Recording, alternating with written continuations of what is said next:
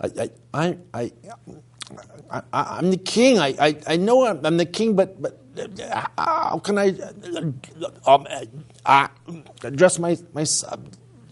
King David, I think you really should consider Toastmasters. Oh. Welcome to Progressive Soup. My name is David Stevenson. Tonight we have Dan Lanzilotta, or should I call him Dan Hansen Lanzilotta? I'll take that on.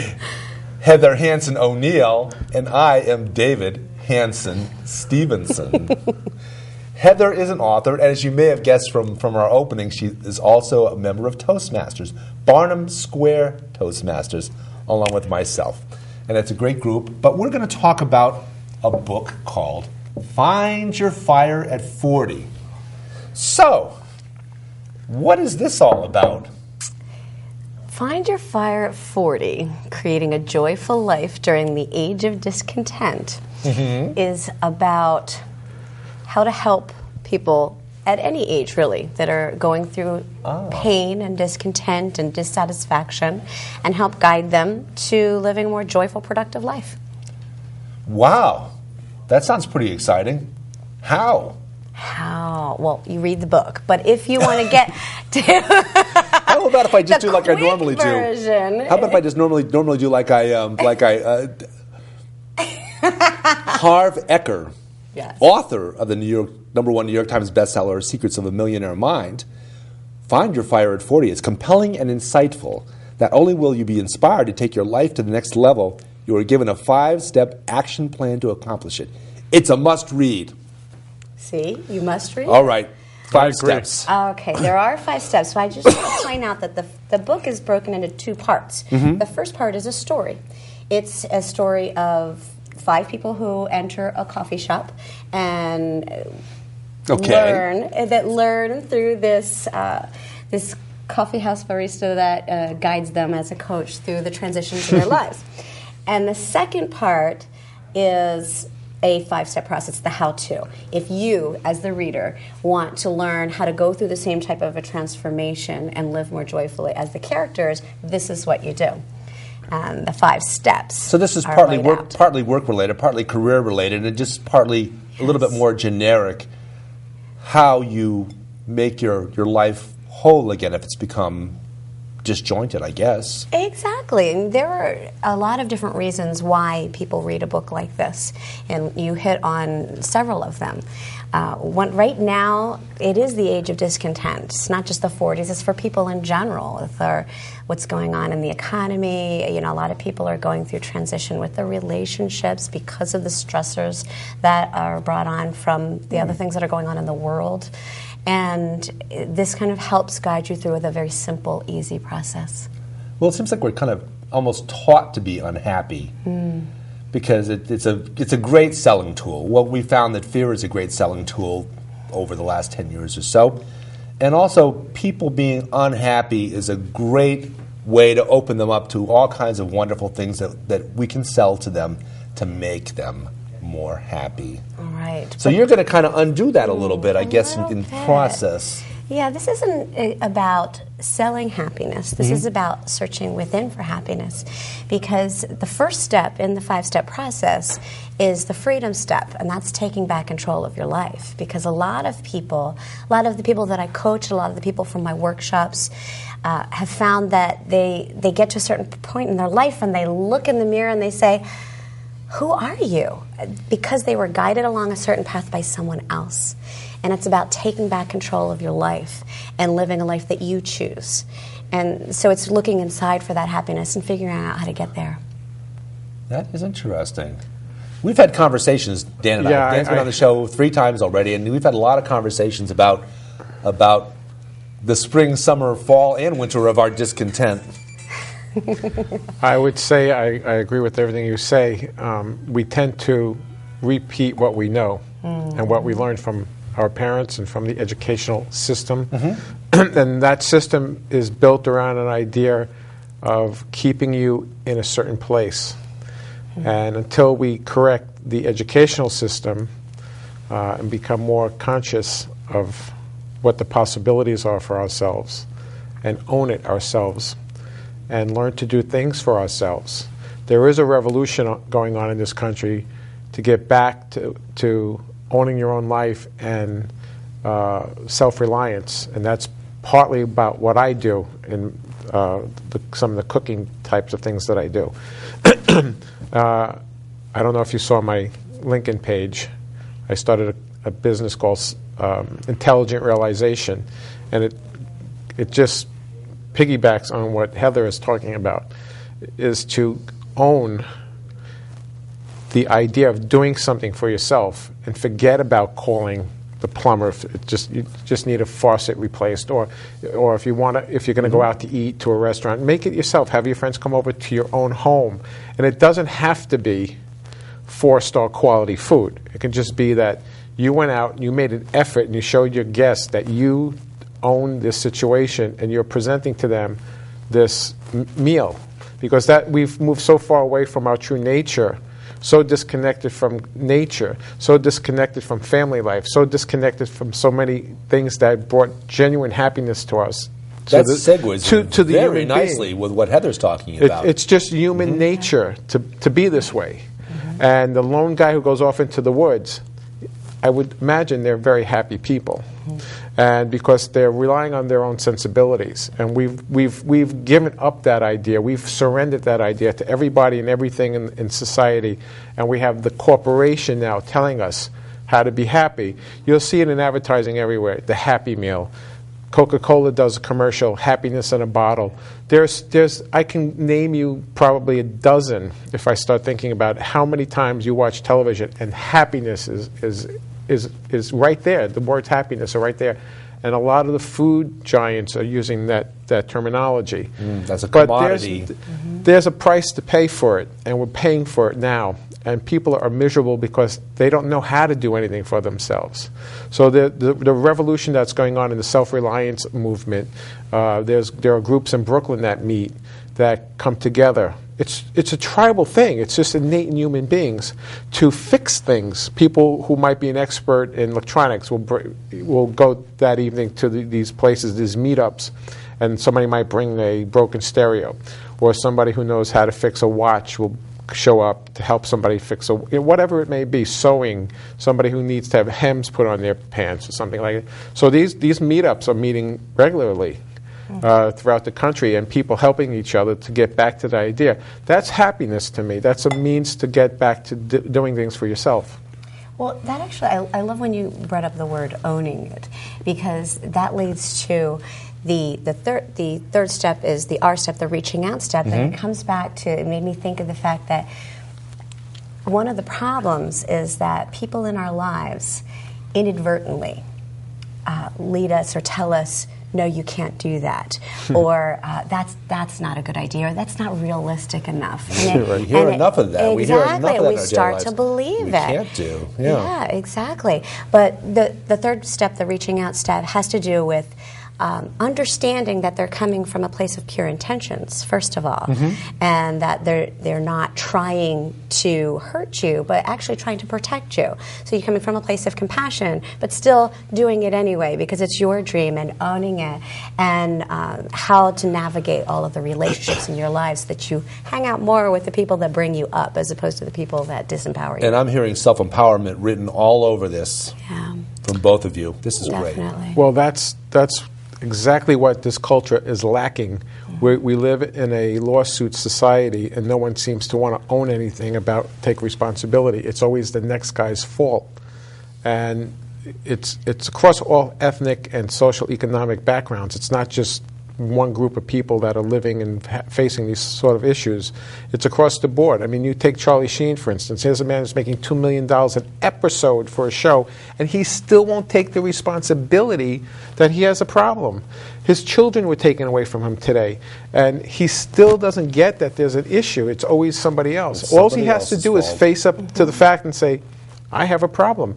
And people want to help. That I've had problems in my life, and I learned one really basic, simple thing. Ask for help. It's not a big deal. It's quite honorable to just say, we've had this discussion. If I'm a man and I'm in pain, a man is not going to go to another man because, my God, I might have to expose myself to you in a way that, I'm vulnerable. And when I come to my sensibilities and I say to myself, I need help. I need somebody to be there for me. I need a support system. And I come to you and I say, could you help me out? I'm not looking for money. I'm not looking for those sort of answers. That's not going to make a difference. When someone's there for you in a sense, and they listen and they're actually genuine, that means all the world to a person. And we don't have that. The cafes that we have in our society, the big giant chains, people are not going in there to have a conversation. They're going in there to get away from something, to be isolated, to get themselves more deeply into what they're doing. They're on computers. They have headphones in their head. They have sunglasses on. They're on cell phones. They really don't want to engage in a conversation because you might expose them in their lack of or ability to have a conversation. So we've lost the art of conversation even in this culture, and that's frightening. Because I think one of the first things in anthropology is that they say one of the first things to look at is the decline of a civilization is the language goes away. It starts to fall apart. And if you look at the language and how language is used, it's really in danger because of texting, computers. No one spells anything. No one uses a pencil and a paper. It's not real engagement. And this is very detrimental to the society because people are not actually penetrating beyond the surface. And that's a very dangerous place to be because I'll never get to know someone. And when you expose yourself to someone in that level, that means you have to take a chance. You have to take a risk. That's right. One of the things that I talk to people, my coaching clients who talk to me about that say, I'm much better at giving, I'm much better at helping other people than I am at receiving help. And it tends to be helpful for them to hear that if you don't allow someone else to help you, you're not allowing them to give you a gift. Right. Because if you like to help someone, you're giving them a gift. But if you're not allowing someone else to help you, then you're taking away that gift. So that helps people kind of break down the walls a little bit so that they can ask for help from people who've been there, knowing what your dreams are, what your goals are, visualizing them, feeling them viscerally, and then going out and finding someone who has already done it and say, how did you do this? They're more than willing to say, oh, I'd love to help you. They're honored by it. So breaking down those walls of communication is really important. Finding a coach, and maybe in that process even finding somebody that didn't realize they could be a coach. Yes, that's right. That's true. Oh my God! It's like in the One Flew Over the Cuckoo's Nest. Jack Nicholson has them on the boat. Oh my God, we're fishermen, and not ever realizing that these folks in the sanitarium had any kind of ability to do anything, and all of a sudden, oh my gosh, we can accomplish something. Absolutely, we can help other people. By helping other people, we can help ourselves. That's right. What a great give and take. You know what? It's such that's my baby. The fifth step. It's coming full circle. Once you know what you're uniquely qualified to do, you've embraced it. You're working in your relationships to be able to then use what you're uniquely qualified to do to give back.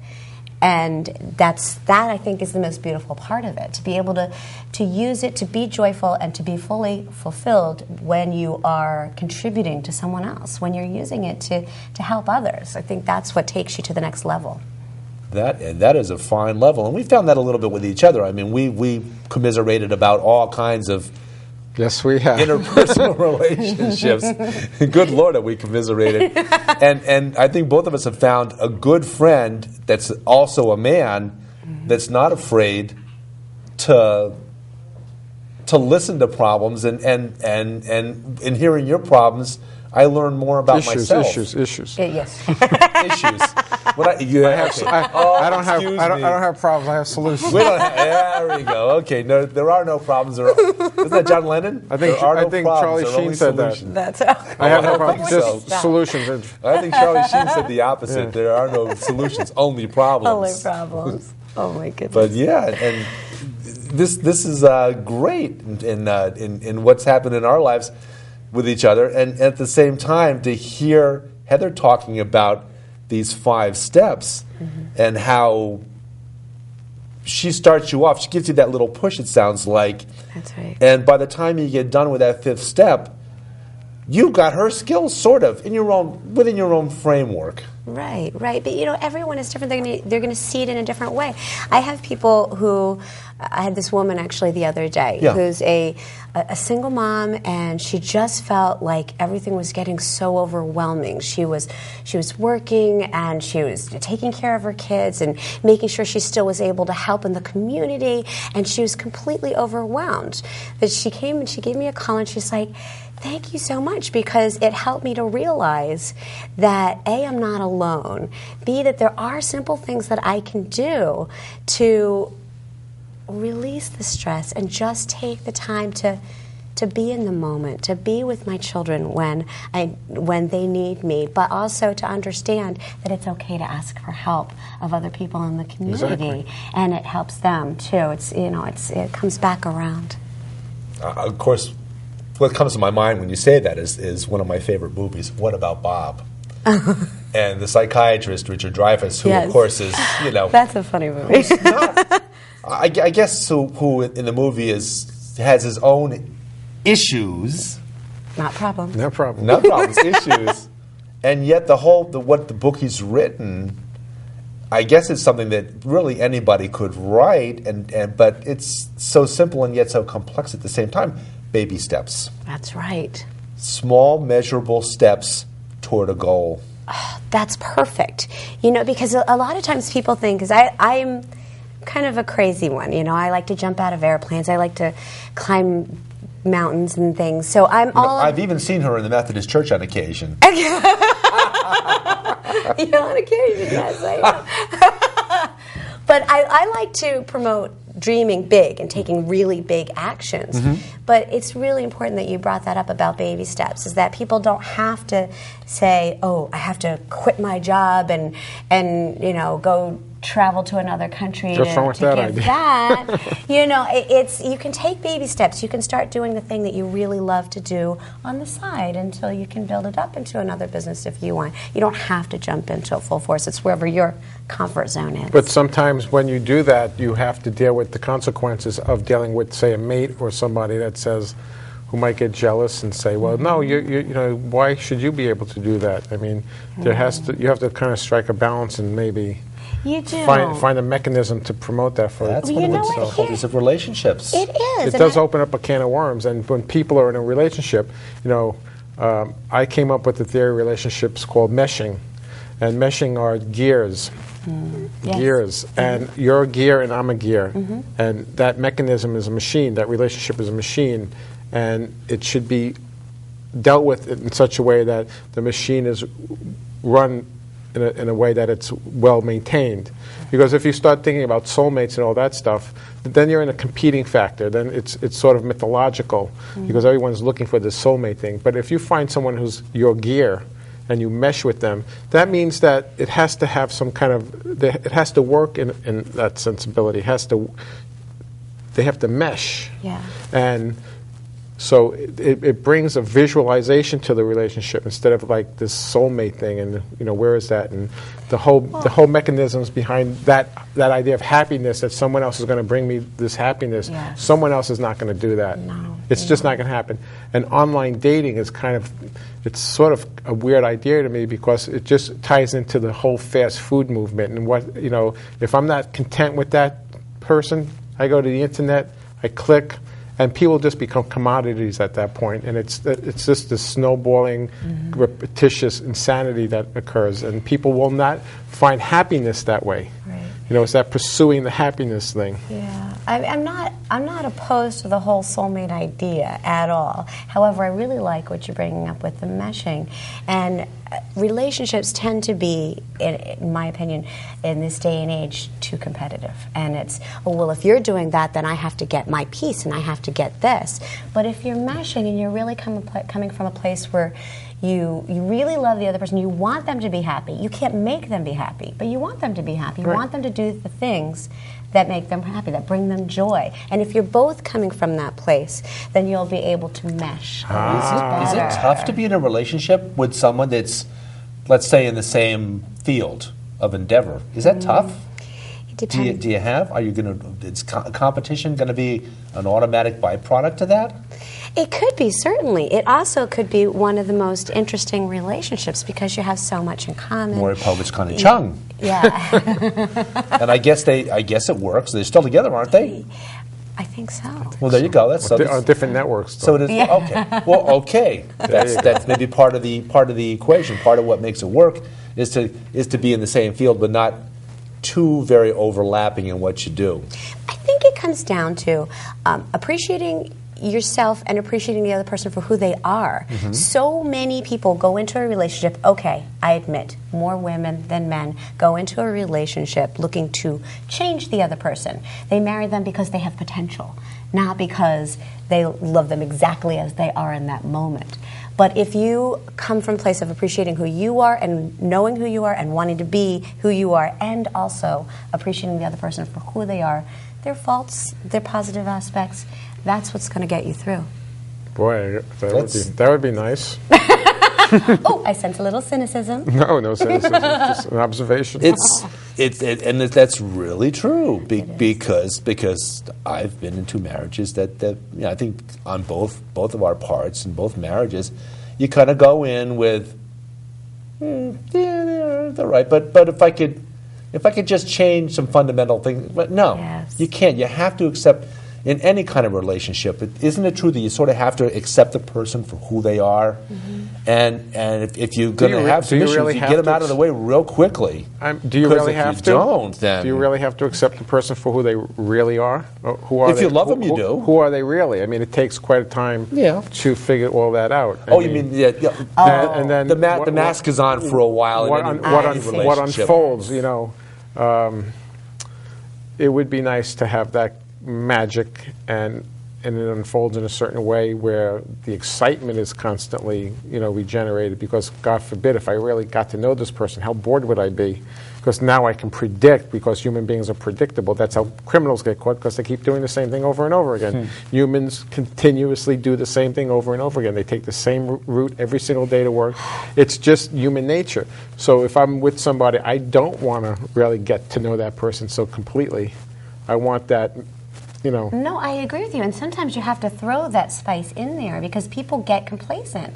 They'll wake up, they'll have their breakfast, they'll go to work, they'll come home, they'll have the same conversation that they had the previous day, the same conversation that they're going to have the next day. Right. They have dinner, they watch television, they read a book, they go to bed. And they say something like this: "Whatever makes you happy, honey. Whatever makes you happy."